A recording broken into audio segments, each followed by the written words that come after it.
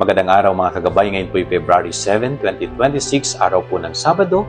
Debosyon natin sa Mahal na Birhen. Ako po si Father Marvin at ang ating Ebanghelyo hango sa Ebanghelyo ni San Marcos chapter 6 verse 30 to 34. Ang ganda-ganda po ng gospel na ito. Ito ay nagpapaalala na kailangan din nating magpahinga.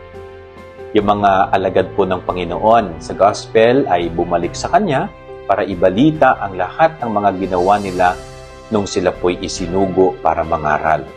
At siguro po batid ng Panginoon na nakita ng Panginoon sa kanilang itsura, sa kanilang mukha, na pagod sila. Kaya nung ginawa ng Panginoon, naya niya po ang mga ito para sumakay sa isang bangka at makatungo sa isang lugar kung saan sila lang para makakain at makapagpahinga. So, ito pong gospel na ito, sinasabi ng Panginoon sa atin na tayong mga tao ay napapagod din at kailangan nating magpahinga. At ang pahinga ay isang napakahalagang bahagi at parte ng ating buhay. Kaya kapag ang isang tao hindi marunong magpahinga, mas lalo siyang hindi nagiging productive. Ang isang taong hindi marunong magpahinga, pwede siyang mag-burnout. Okay, magka-problema siya. Kaya magpahinga din. Okay? Ang ating katawang lupa napapagod ho. Tandaan nyo yan.